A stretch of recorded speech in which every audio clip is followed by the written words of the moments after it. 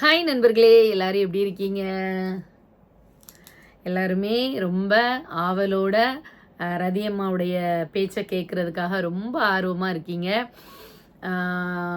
நிறைய பிள்ளைங்களுடைய லவ் வந்து எனக்கு வந்து இப்போது ரீசண்டாக எக்ஸ்ட்ராவே கிடச்சிருக்குது. சரியா? ஒவ்வொரு குழந்தைங்களும் தாய் பாசத்துக்காக எவ்வளோ ஏங்கி தவிக்கிறாங்க.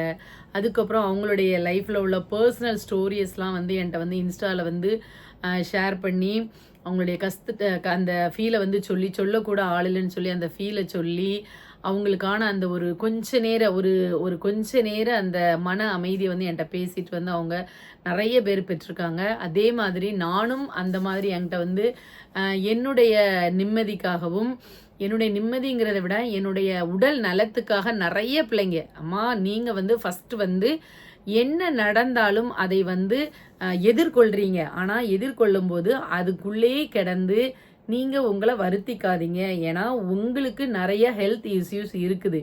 அந்த ஹெல்த் இஷ்யூஸ் இருக்கிற பட்சத்தில் நீங்கள் அந்த மாதிரி டைமில் எப்போவுமே வந்து தனியாக தான் கிடக்கீங்க. உங்கள் உறவுகள்கிட்ட இருந்து யாருமே பார்க்காம உங்கள் அம்மாவை தவிர நீங்கள் வந்து தனியாக தான் அதெல்லாம் ஃபேஸ் பண்ணுறீங்க. ஸோ அந்த மாதிரியான நிறைய விஷயங்கள் கஷ்டமான காலத்தில் கூட உங்களை வந்து நினைக்காத அந்த உறவுகளை நினைத்து நீங்கள் ஏமா ரொம்ப வந்து வருத்தப்படுறீங்க அப்படின்னு சொல்லிட்டு நிறைய பிள்ளைங்க வந்து இந்த நார்மலான ஏஜில் ஒரு அம்மானு நீங்கள் கூப்பிடக்கூடிய ஸ்டேஜில் உள்ள பிள்ளைங்க நிறைய பிள்ளைங்க வந்து சொல்கிறாங்க.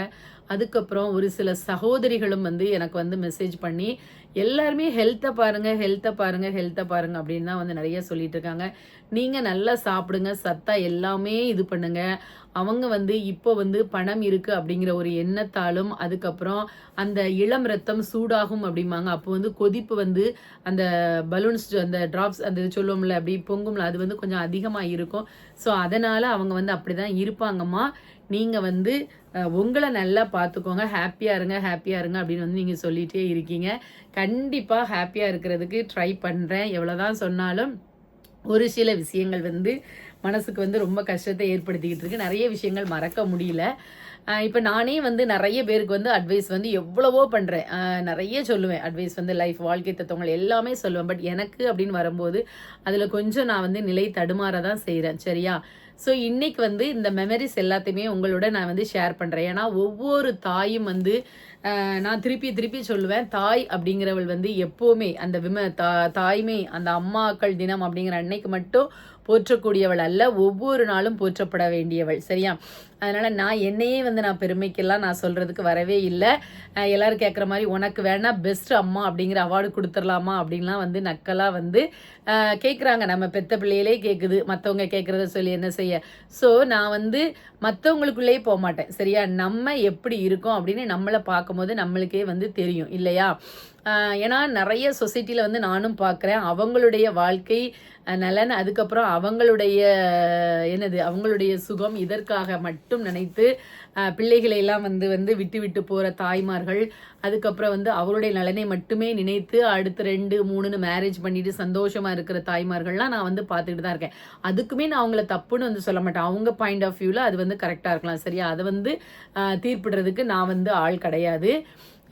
ஸோ வந்து என்னுடைய நிலையை வந்து பார்க்கும்போது எனக்கு அவார்ட்லாம் யாரும் தர வேண்டாம். சரியா? என்னை வந்து போற்றாவிட்டாலும் தூற்றாமல் இருந்தாலே போதும். நான் வந்து இப்படிலாம் பார்த்தனே, இப்படிலாம் பண்ணனே அப்படின்னு சொல்லிட்டு எந்த ஒரு தாயும் வந்து பிள்ளைகளிடம் எடுத்து சொல்லக்கூடிய நிலை தான் இப்போ நிறைய பேருக்கு இருக்குது. ஆனால் நிறைய பிள்ளைங்க வந்து அம்மா அப்பா எப்படிலாம் கஷ்டப்பட்டாங்க அப்படிங்கிறதெல்லாம் வந்து நிறைய பிள்ளைகளுக்கு தெரியுது. நம்மளே நிறைய இன்ஸ்டாகிராம் வீடியோஸில் ரீல்ஸ்லலாம் பார்க்குறோம். கஷ்டப்பட்டு நல்லா இது பண்ண அம்மாக்களுக்கு எவ்வளோக்குள்ளே டெடிக்கேட்டடாக அந்த பிள்ளைங்கள்லாம் வந்து இருக்காங்க அப்படின்னு சொல்லிலாம் பார்த்தோம். அப்புறம் ரீசெண்டாக ஒரு அண்ணனுக்கு வந்து ஒரு தம்பி வந்து சலீட் அடித்து அவரை வந்து தூக்கி அந்த வேலை கிடைச்சதில் அவரை கொண்டாடுற இதெல்லாம் வந்து நிறைய நம்ம பார்த்துருக்கோம். ஸோ இந்த இடத்துலலாம் என்ன வந்து ஆகுது அப்படின்னா, மணி அப்படிங்கிற ஒரு விஷயம் வந்து செகண்டரியாக போயிட்டு அன்பு அப்படிங்கிற ஒரு விஷயம் வந்து அங்கே முன்னிலையில் வந்து இருக்குது. நம்ம வந்து பணம் மட்டும்தான் முன்னிலையில் இருக்கணும் அப்படின்னு நினச்சோம் அப்படின்னா நம்ம எவ்வளோதான் நினச்சாலும் வந்து உறவுகளை வந்து இழுத்து அணைத்து கொண்டு போகவே என்ன பண்ண முடியவே முடியாது. சரியா? இதை தான் ஒரு சிலர் வந்து சொல்லுவாங்க, உறவு அப்படிங்கிறது ஒரு உடைந்த கண்ணாடி பாத்திரம் மாதிரி. ஸோ அத வந்து திருப்பி திருப்பி ஒட்ட வச்சா அது ஒட்டவே ஒட்டாது அப்படின்னு வந்து நான் சொல்றாங்க. சரியா? நான் வந்து என்ன சொல்றேன் அப்படின்னா, அ கண்ணாடி பாத்திரங்கீங்களா, அதெல்லாம் வந்து எக்ஸாம்பிளுக்கு எல்லாமே லைஃப்போட ரிலேட்டட் ஆகாது. இப்ப கணவன் மனைவி உறவா இருக்கட்டும், அம்மா அப்பா உறவா இருக்கட்டும், அண்ணன் தம்பி உறவா இருக்கட்டும், எல்லா உறவுலயுமே வந்து சண்டை, சச்சரவுகள், ஊடல், கூடல் எல்லாமே இருக்கும். அப்படிப்பட்டது தான் ஒரு உறவு. சரியா? இப்ப நம்ம டெய்லி வந்து ரெகுலரா நம்ம சாப்பாடு தான் சாப்பிடுறோம். சரியா? இல்ல அந்த அந்த சாப்பாடுக்காக தான் நம்ம உழைக்கிறோம். ஏன் இத மாத்தி பார்ப்போமே அப்படின்னு சொல்லிட்டு நம்ம அத மாத்துறோமா? கிடையாது. ஸோ அதே மாதிரி இப்போ ஒரு ரப்பர் இருக்கு, ஒரு கயிறு இருக்கு, அத்துருது. நீங்க என்ன பண்றீங்க? அத வந்து அப்படியே தூர போட்டுருவோமா? அத அகைன் வந்து சொட்ட போட்டு அடுத்து வந்து நம்ம ட்ரை பண்றது இல்லையா? அதே மாதிரி எவ்வளவோ விலை உயர்ந்த பொருட்கள்லாம் வாங்கி வைக்கும். அந்த பொருள் வந்து ரிப்பேர் ஆயிடுச்சு அப்படின்னு சொன்னா உடனே அத இது பண்ணிருவோமா? அதுக்கடுத்து மாற்று ஜாமான் இது பண்ணுவோம். நம்மளுடைய உடல் உறுப்புகள் இருக்கு.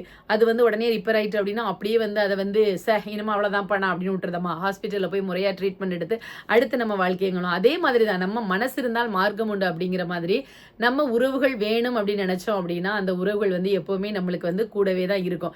இப்பவும் சொல்றேன், எப்பவும் சொல்றேன், எல்லாருக்குமே வாழ்க்கை என்கிறது ஒரு முறை தான். இன்னும் ஒரு நேரம் நம்ம இதே தாய் வயித்துல பிறப்போமா, இதே அண்ணன் தங்கச்சி அக்கா தங்கச்சின்னு இருப்போமா, எதுவுமே நம்மளுக்கு தெரியாது. எந்த ஒரு இது வந்து இப்ப நம்ம ஸ்கூல் டேஸ் நிகழ்வுகள்லாம் எடுத்துக்கோங்க. அந்த ஸ்கூல் டேஸ்ல இருக்கும்போது நம்மளுக்கு வந்து எப்ப ஸ்கூல் லீவ் விடுவாங்க, எப்ப டீச்சர் பாடம் நடத்துற நிப்பாட்டுவா, அந்த மாதிரிலாம் நம்மளுக்கு நிறைய நிகழ்வுகள் இருக்கும்.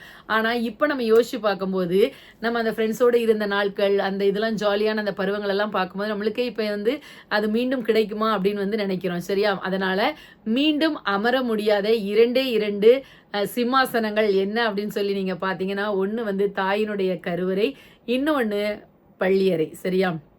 இந்த 2லயுமே வந்து நாம திரும்பி போயி, பெரியவன் ஆனவுடனே, "நீ போய் அங்க போய் என்ன செய்ய முடியாது. நான் ஏற்கனவே படிச்ச ஸ்கூல் தான் அகைன் படிக்க வந்திருக்கேன்." அப்படின்னு சொல்லிட்டு நாம படிக்க முடியாது. அதனால இருக்கும்போது மட்டும் தான் வந்து அதனுடைய அருமை தெரியும். இல்லாதபோது கண்டிப்பா தெரியாது. எல்லாருமே சொல்லுவாங்க, அதுக்குன்னு வந்து அதே மாதிரி ஒரு ஸ்டேஜ் வரும்போது கண்டிப்பா தெரியும் அப்படின்னு. அப்படி உணரக்கூடியவர்கள் இருந்தாங்கன்னா, உண்மைக்குமே அவங்க வந்து அத உணர்ந்து அவங்க வாழ்க்கையில வந்து சிறப்படைவார்கள். ஆனால் உணரவே கூடாது அப்படின்னு சொல்லிட்டு ஒரு முடிவு எடுத்துட்டு இருப்பாங்க இல்லையா? கண்டிப்பா அவங்களால வந்து எந்த தருணத்திலயும் வந்து எதையுமே வந்து வாழ்க்கையில கண்டிப்பா உணரவே முடியாது. சரியா? ஸோ அதனால அத உணர்றவங்க உணர்றாங்க, உணராதவங்க போறாங்க. நம்மள பத்தி நம்ம பார்க்குறதுக்கே நெறைய இருக்கு. ஸோ நம்மளுடைய வாழ்க்கையும் வந்து நாம வந்து இனி வந்து வாழணும். நான் பார்த்துட்டேன் நெறைய. எப்ப தைராய்டு, அப்புறம் வந்து இப்போ சுகரு, அதுக்கப்புறம் இந்த கால் இன்ஃபெக்ஷன் வலி, எவ்வளவோ ஒரு ஒரு நாளைக்கு ஒரு ஒரு நோய் வந்துட்டே இருக்கு. ஸோ நம்ம இப்போ வந்து 46 வந்து நம்மளுக்கு வரப்போகுது. ஸோ இந்த டைம்ல நம்ம கண்டிப்பா என்னுடைய உடலையும், மனதையும் நான் வச்சுக்கிடணும். என்னுடைய பிள்ளைகள் எனக்காக எக்கச்சக்க பிள்ளைகளை வந்து கடவுள் குடுத்துருக்காரு. ஸோ அந்த பிள்ளைகளுக்காகவும் நான் நல்லா இருக்கணும்னு இன்னைக்கு வந்து நான் உற்சாகமா இது பண்ணியிருக்கேன். அதேமாரி இந்த சாரி வந்து என்ன இது வந்து ஒரு நியூ சாரி தான். இன்னைக்கு வந்து என்னுடைய ஸ்டூடெண்ட்ஸ்க்கு வந்து 2ஆம் தேதி நாளன்று சோசியல் சயின்ஸ் வந்து எக்ஸாம் இருக்கு. உங்க வீட்லயும் எழுதுற எல்லா பிள்ளைகளுக்கும் வாழ்த்துக்கள். தனியா ஒரு வீடியோ. ஐயோ! எப்ப நீங்க இன்னி இப்படியே போடுறேன்னு சொல்லிட்டு போடவே மாட்டேங்கிறீங்கம்மா அப்படின்னு சொல்றீங்க.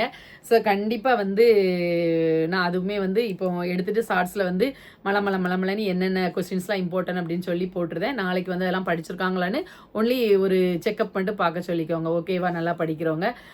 மோஸ்ட்லி வந்து பிள்ளைங்க படிச்சிருப்பாங்க. எல்லாருமே வந்து நல்ல மார்க் எடுத்து வெற்றி பெறதுக்கு என்னுடைய வாழ்த்துக்கள். சரியா? சரி, இப்போ வந்து மலரும் நினைவுகள்ல எனக்கு ரொம்ப ஒண்ணு பிடிச்சது வந்து ஒரு சாங் வந்து எனக்கு ரொம்ப பிடிக்கும்.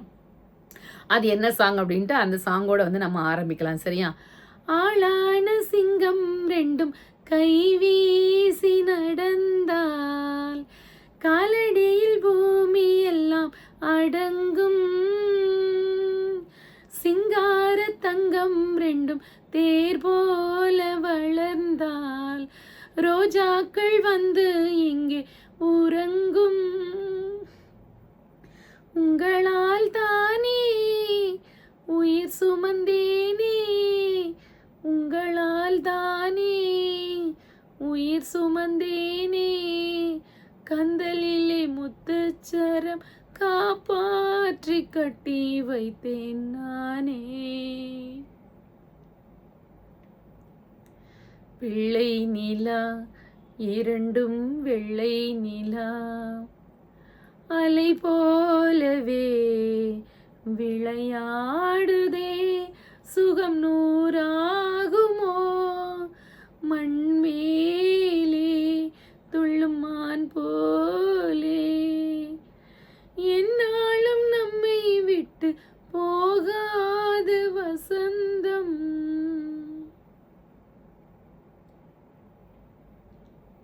இந்த லைனெல்லாம் பார்த்தீங்கன்னா நண்பர்களே, எவ்வளோ பிரிஞ்சிருக்கிற உறவுகள் கூட இது பண்ணியிருக்கு. எந்நாளும் நம்மை விட்டு போகாது வசந்தம்.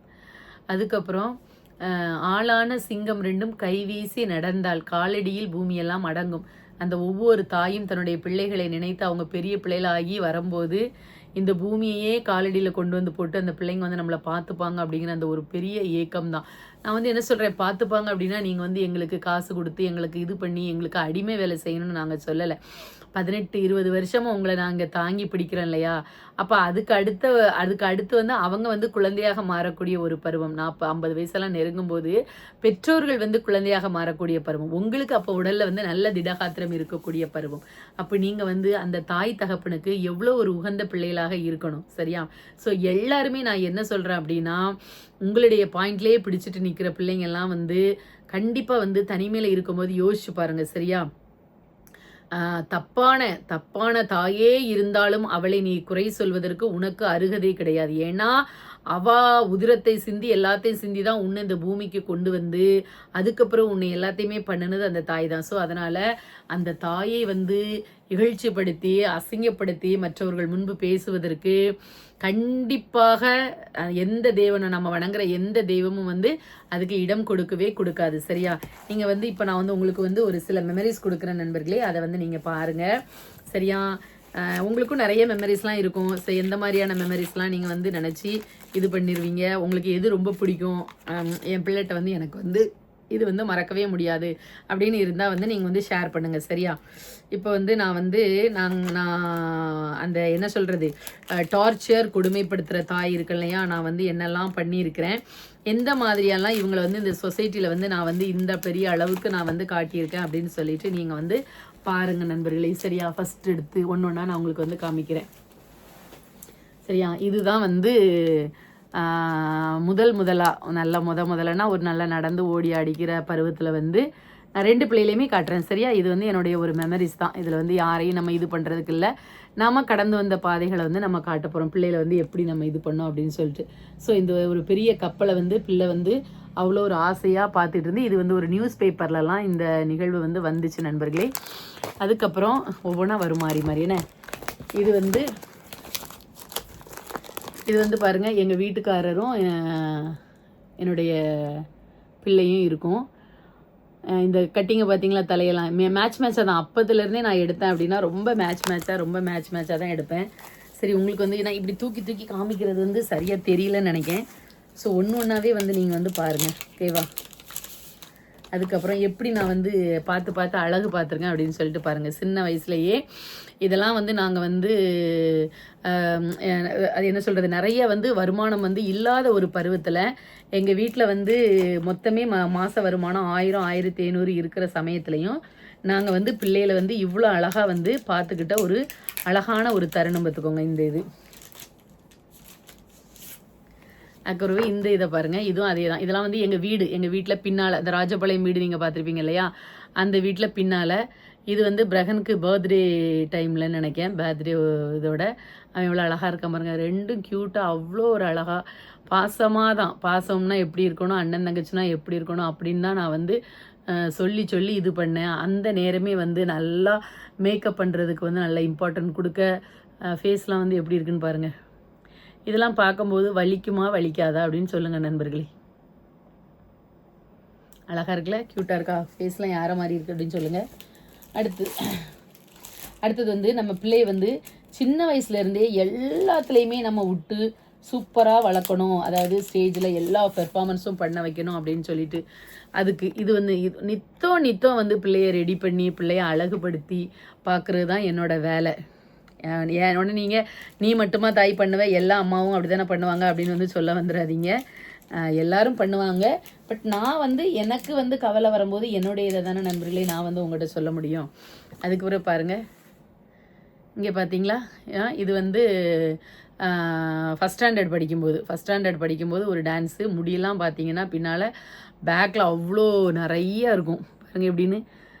ட்ரெஸ்ஸு அதுக்கு ஏற்ற மாதிரி எடுக்கணும், எல்லாமே திங்ஸ் வாங்கணும். அப்போ நம்ம கையில் காசு உழைப்பு இல்லாட்டையும் அந்த பிள்ளைகளுக்காண்டி நம்ம வந்து அன்னைக்கு உள்ள ஆடம்பரமாக எதுவும் நம்ம வாங்கக்கூடிய அந்த அன்றாட தேவைக்கான செலவு கூட நம்ம கம்மி பண்ணிவிட்டு பிள்ளைகளுக்காக நம்ம என்ன பண்ணுறோம் அப்படின்னா நம்ம வந்து செய்கிறோம். அதெல்லாம் வந்து இன்றைக்கி நம்ம இதெல்லாம் காட்டுற மாதிரி சொல்லும்போது ஈஸியாக நீ என்னத்தை செஞ்ச, நீ எங்களுக்கு ஒன்றும் பண்ணலை, நீ எங்களுக்கு ஃப்ரீடம் கொடுக்கல, நீ எங்களுக்கு இது கொடுக்கல, நீ எங்களுக்கு அது கொடுக்கல அப்படின்னு வந்து சொல்லியிருந்தாங்க.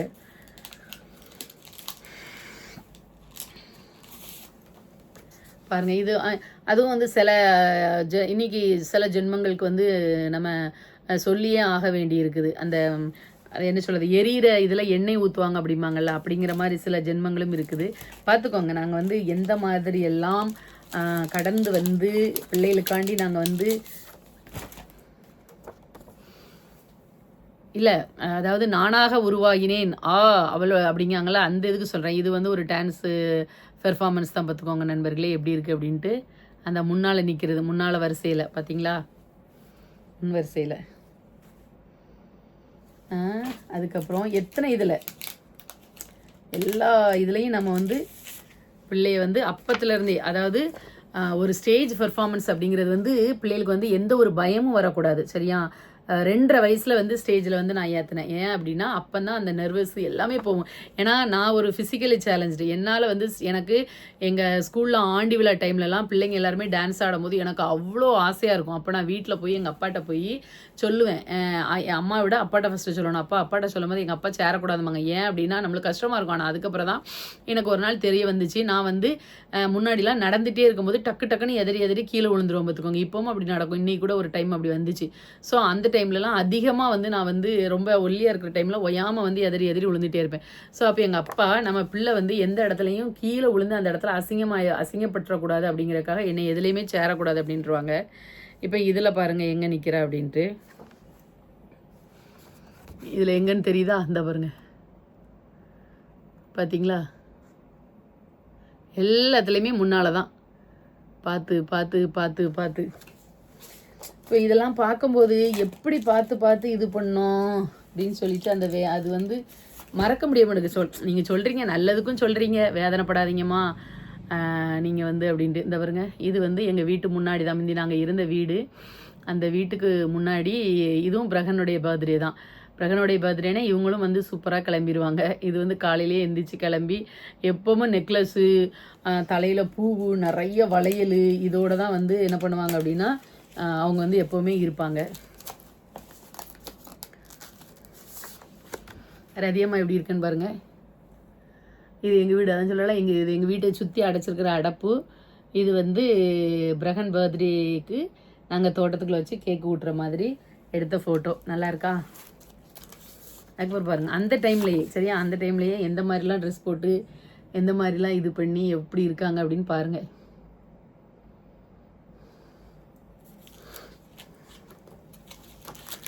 எங்கே இருக்குன்னு கூட இன்ன வரைக்கும் தெரிய மாட்டேங்குது. எங்கே இருக்குன்னு கூட. கடவுளே,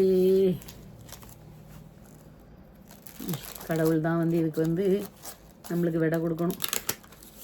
யாரும் இதெல்லாம் நான் உண்மைக்கும் சொல்கிறேன். நாங்கள் ரோட்டு கடையில் மீன் வியாபாரம் பார்த்து, அதுக்கப்புறம் விறகு கடை போட்டு நான் எங்கள் அப்பா வந்து 40 பவுன் அந்த டைம்லேயே 40 பவுன், அதுக்கப்புறம் அவ்வளோ ரொக்கம் கொடுத்து என்னை கல்யாணம் முடிச்சு கொடுத்தோம். ரொம்ப கஷ்டப்பட்டோம் வீட்டில் ஃபேமிலியோடைய. ஏன்னா வாத்தியார் வீடுன்னு கட்டி கொடுத்தோம். இவங்களுக்கு வந்து நிலையான வேலை இல்லை. அதுக்கப்புறம் போனாங்க. அப்போ உள்ள கம்பெனிக்கு போகும்போது 25 வருஷத்துக்கு முன்னாடி 1500 2000 தான் சேலரி. ஸோ அது பத்தாது அந்த டைமில். அப்போ எவ்வளோக்குள்ளே எங்களை மீண்டு கூட்டிகிட்டு வந்தாங்க. பாருங்கள், பெரிய பணக்கார வீட்டு பிள்ளை மாதிரி தான். அந்த நெக்லஸ்லாம் வந்து கொஞ்சம் கொஞ்சமாக சேர்த்து வச்சு அவளுக்காக வாங்கினது. அந்த செயின் ஒன்று போட்டிருப்பா பாருங்க, அவ்வளோ இதாக வந்து பார்த்துருப்போம். நீங்கள் பிரகனையும் வந்து பார்த்துட்டே வாங்க. பிரகனை விட யாரை வந்து நாங்கள் ரொம்ப வந்து இது பண்ணியிருக்கோம் அப்படின்னு சொல்லி பாருங்கள். அப்புறம் இதுதான் நாங்கள் இருந்த வீட்டுக்குள்ளே உள்ளது. இது ஒரு பிரகன் பர்த்டே. நான் வந்து எவ்வளோ கஷ்டப்பட்டாலும், நான் இப்போவும் சொல்லுவேன், எவ்வளோ கஷ்டப்பட்டாலும் என்னுடைய பிள்ளைங்க பிறந்த நாள், என்னுடைய கல்யாண நாள் எல்லாத்தையுமே வந்து நான் அவ்வளோ ஆர்வமாக கொண்டாடிக்கிட்டு இருப்பேன். ஒரு வருஷம் கூட நான் மிஸ் பண்ணதே கிடையாது. இப்போ இதுலேயுமே பிரகனுக்கு தான் பிறந்த நாள். ஆனால் அவங்களுக்கு தான் புது ட்ரெஸ்ஸு, கழுத்தில் போடுறதுக்கு எல்லாமே வந்து அவங்களுக்கு புதுசாக தான் வந்து நாங்கள் என்ன பண்ணி கொடுப்போம். சேமாக வந்து அவங்களும் வந்து அதில் வந்து நிற்பாங்க. இந்த இதெல்லாம் வந்து நீங்கள் வந்து சொல்கிறீங்களே டேலண்ட் அப்படின்னு சொல்லிட்டு, எல்லாமே வந்து நம்மளால் வந்து உருவாக்கப்படுறது தான். சரியா? இருக்கிற டேலண்ட்டை பிள்ளைகளை வந்து வெளியே கொண்டு வர முடியாத, சப்ரஸ் பண்ணி வீட்டுக்குள்ளேயே வைக்கிற பேரண்ட்ஸும் இருக்காங்க. ஸோ நம்ம இந்த மாதிரி இல்லாமல் நம்ம பிள்ளைகளை வந்து நல்லா சூப்பராக வெளியே கொண்டு வரணும், நல்லபடியாக இது பண்ண வைக்கணும் அப்படின்னு சொல்லிட்டு தான் வந்து எல்லாமே பண்ணினது. இதில் பாருங்கள், இது ஒரு பர்த்டே. பின்னால் பிரகன் இருக்கான் பாருங்க, இந்த பர்த்டேயில் எப்படி இருக்குன்ட்டு. இந்த ட்ரெஸ்ஸு வந்து அந்த டைம்லேயே 2500 ரூபாய். நான் கீழே புதுசாக அடுக்கடுக்காக இருக்கும். எங்கள் ஊர் ராஜபாளையம் இருக்குல்லையா, அங்கே வந்து திருவிழாவுக்கு வந்து ஃபெஸ்டிவலுக்கு அழகி போட்டிலாம் வைப்பாங்க. அந்த அழகி போட்டிக்கு அதுக்காக வந்து இந்த ட்ரெஸ் வந்து எடுத்து கொடுத்தது. அப்போ தான் அவளுடைய பர்த்டேவும் வரும், அந்த ஃபங்க்ஷனுடைய இதுவும் வந்துச்சு. ஸோ ரெண்டுமே சேர்ந்தாப்பில் அன்னைக்கு வந்து நாங்கள் வந்து செலிப்ரேட் பண்ணோம். இங்கே எங்கள் அம்மாவை பாருங்கள், பாட்டி எப்படி இருக்காங்கன்னு. இது எங்கள் அம்மா வீடு. எங்கள் அம்மா வீடு முன்னாடி இருந்த வீடு, இப்போ எங்கள் அம்மா வீடு மாற்றி மாடி கட்டியிருக்காங்க. ஸோ எப்படி இருக்குது பார்த்தீங்களா?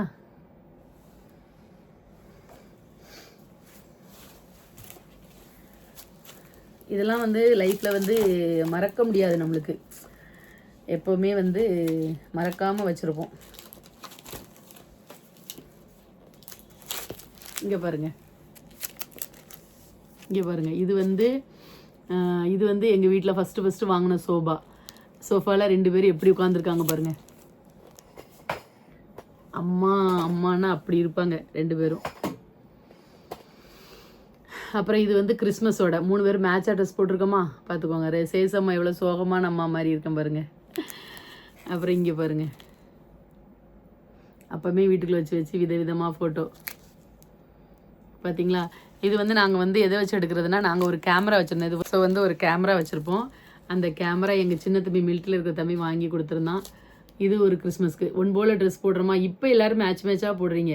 நாங்கள் அப்பத்துலேருந்தே நாங்கள் மொத போடும்போதெல்லாம் எல்லாருமே எங்கள் சரௌண்டிங்கில் கோயிலுக்கு வர்றவங்களாம் கேட்பாங்க, எப்படி இந்த ட்ரெஸ்ஸெல்லாம் நீங்கள் பார்த்தீங்கன்னா அப்போ அவ்வளோ விலை கூடின ட்ரெஸ்ஸு இந்த ட்ரெஸ்ஸெல்லாம். இது எங்கள் அம்மாவோட வீடு வருங்க. படிக்கும்போது எங்கள் தரத்துக்கு மிச்சமாக இப்போல்லாம் ஃபீஸ் கூட எல்லா கவர்மெண்ட் ஸ்கூல்லேயும் எல்லா மெட்ரிகுலேஷன்லேயும் குறைஞ்சிட்டு. முன்னாடிலாம் பார்த்தீங்கன்னா அவ்வளோ ஃபீஸு. இந்த இது சுடிதார் ஃபஸ்ட்டு நான் வந்து தைச்சி கொடுத்தது, மெட்டீரியல் எடுத்து தைச்சி கொடுத்த சுடிதார். இது வந்து தஸ்னேவிஸில் படிக்கும்போது டான்ஸ் ஆடுறதுக்கு சேர்ந்தது. இது வந்து அவங்க ஸ்கூல் ஃபோட்டோ. இது வந்து பாருங்கள் எப்படி இருக்குன்னு. எங்கள் தோட்டம், நான் வச்சுருந்த தோட்டம், எங்கள் தோட்டத்துக்குள்ளே எவ்வளோ இதில் ஊட்டி இது பண்ணி விட்ருக்கேன்னு பாருங்கள். இதில் பாருங்கள், முடிய பாருங்கள், மொட்டை பட்டாச்சி. இதுதான் வந்து இது ஒரு மறக்க முடியாத ட்ரெஸ்ஸு. எனக்கு வேலை கிடச்சிருக்கு, 2014 வேலை கிடச்சி நான் ஜாயின் பண்ணி மாத சம்பளத்தில் என் பிள்ளைக்காக விலை கூடுனது அந்த டைமில் வாங்கி கொடுத்தா 2000 ரூபாய்க்கு மேலான ஒரு சுடிதார். ஏன்னா அப்போவுமே வந்து அவள் அந்த மாதிரி கேட்பா பார்த்து. அப்போ பிள்ளைக்கு வந்து பாருங்கள் எப்படி இருக்குன்னு பார்த்து அப்போ எடுத்து கொடுப்பேன் பிள்ளைக்காண்டி. இதில் பாருங்கள், இது ஒரு டான்ஸுக்கு தஸ்னவி ஸ்கூலில் படிக்கும்போது எல்லாத்துலேயும் என்கிட்ட கேட்காமே பேரை கொடுத்துட்டு வந்துடுவா. ஏன்னா அம்மா எல்லாமே நம்மளுக்காக பண்ணிடுவாங்க அப்படின்னு சொல்லிட்டு. அப்புறம் இங்கே பாருங்கள், இங்கே வந்து நம்ம பிள்ளை எங்கே இருக்குன்னு பாருங்கள் எப்படி இருக்கான்னு. சேலை இங்கேருந்தே பிள்ளைக்கு வீட்டிலேருந்து கெட்டி தலையில் தூட்டு மேக்கப் பண்ணி விட்டு ஏமா வந்துடணும்பா ஸ்கூல்லேருந்து. அப்படியே அரை நேரம் லீவ் போட்டு பிள்ளைக்கு வந்து அப்படி போய் பண்ணி விடுவேன். அதுக்கடுத்து இங்கே பாருங்கள், ஸ்கவுட்டாக இது என்னது அதானே, ஆமாம் அதில் இருந்தால் ஃபஸ்ட்டு 3 நிற்கா பாருங்கள் அந்த சைடு. எல்லாத்துலேயும் எதுலனாலும்.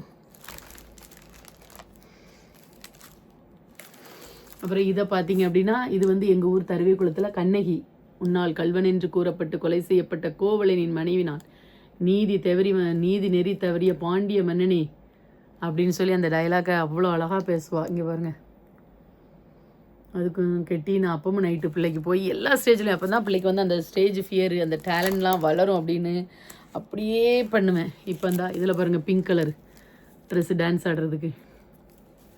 திறமை என்பது நல்லா தெரிஞ்சுக்கோங்க. எல்லாமே வந்து நாம் வளர்க்குற விதத்துலையும் சொல்லி கொடுக்குற முறைகள்லையும் தான் எல்லாமே வரும். உண்மைக்கு தான் தானே, எந்த குழந்தையும் நல்ல குழந்தை தான் மண்ணில் பிறக்கையிலே அவள் நல்லவளாவதும் தீயவளாவதும் அன்னை வளர்ப்பதினிலே பழமொழி இருக்குது. நான் நல்லா தானே எல்லாமே சொல்லி கொடுத்து வளர்த்தேன். சுதந்திரம் அப்படிங்கிற பேரில் மேலோங்கி நின்றுட்டே இங்கே பாருங்கள் எப்படி இருக்குன்னு. ஒரு இதை பாருங்கள், இங்கே பாருங்கள், இது வந்து ஏஜ் அட்டன் பண்ண போகிற பருவம். சுடிதாரு நான் எப்படி இருக்கேன் பாருங்க.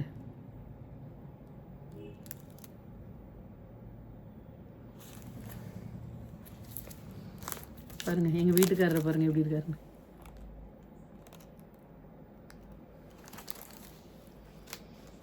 என்னத்தை சொல்லி என்ன செய்ய. இதுதான் எங்கள் வீட்டுக்காரர் கல்யாணத்தோட ஃபஸ்ட்டு அவர் கல்யாணம் வாலிப பையனா என்னைய கல்யாணம் முடிச்ச புதுசில் உள்ள ஃபோட்டோ.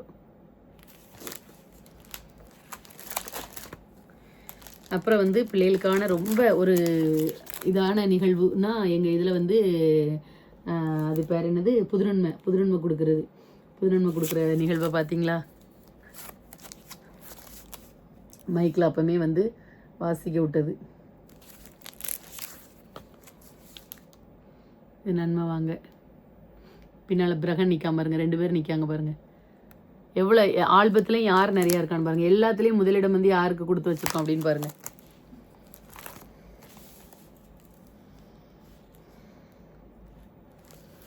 எங்கள் குடும்பத்தை பார்க்கணும் நீங்களே. எங்கள் அப்பா, எங்கள் அம்மா, என் பிள்ளைங்க, தம்பி பிள்ளைங்க எல்லாமே இருக்காங்க. எங்கள் ஃபேமிலி எல்லாருடைய ஃபோட்டோவும் இருக்குது பாருங்கள்.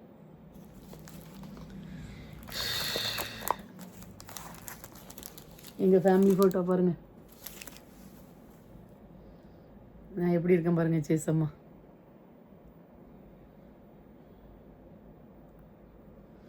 அஞ்சு 6 படிக்கும்போது எடுத்துருது. பிரகன் வந்து 7 படிச்சிருப்பான், இவன் 5ஓ 6ஓ படித்தா. அவன் 8, ஆமாம் இவ வந்து 6.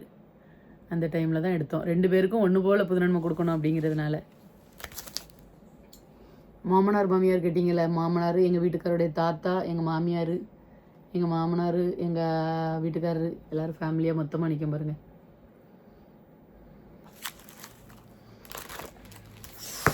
அப்பா சில இதுகளை. அதனால் நான் இன்றைக்கி வந்து என்ன தெரிஞ்சுக்கிட்டேன் ஒன்று அப்படின்னா, திட்டம் போட்டு திருடுற கூட்டம் திருடி கொண்டே இருக்குது, அதை சட்டம் போட்டு தடுக்கிற கூட்டம் தடுத்து கொண்டே இருக்குது. திருடனாய் பார்த்து திருந்தாவிட்டால் திருட்டை ஒழிக்க முடியாது. திருடாதே பாப்பா திருடாதே அப்படின்ன மாதிரி எந்த ஒரு செயலும் பழக்க வழக்கங்களும் நாம் எவ்வளவுதான் வந்து சொன்னாலும் அவங்களா மனசு வைக்காத வரைக்கும் அது மாறப்போகிறது கிடையாது அப்படிங்கிற உண்மையை நான் நல்லாவே தெரிஞ்சுக்கிட்டேன். அதே மாதிரி தான் ஸ்கூல்லையும் ஒரு டீச்சர் ஆசிரியர் எவ்வளவுதான் சொல்லி கொடுத்தாலும் அந்த மாணவன் வந்து படிக்கணும் அப்படிங்கிற ஆர்வத்தை அவனாக கொண்டு வந்தால் ஒழிய அவங்களுடைய கைடன்ஸில் அவன் அதிக மதிப்பெண்ணை பெற முடியும். அதனால் தாய் தகப்பன்கள் சொல்கிற வார்த்தைகளை வந்து கேட்க வேண்டும், முன்னேற வேண்டும் என்று நினைத்தால் மட்டுமே அந்த குழந்தை வந்து அதை கேட்டு அந்த வழியில் போகும். இல்லை இவர்களுடைய வார்த்தைகளை கேட்கவே கூடாது, இவர்கள் நம்மளுடைய வாழ்க்கைக்கு தேவையே இல்லை என்று நினைக்கும் பொழுது யார் என்ன சொன்னாலும் அவர்களை மாற்றவே முடியாது. ஸோ நம் வாழ்க்கையை நாம் வாழ்வதற்கு தயாராகும். நானும் அந்த மாதிரி தான் நண்பர்களை தயாராகிவிட்டேன். பாய், டேக் கேர்.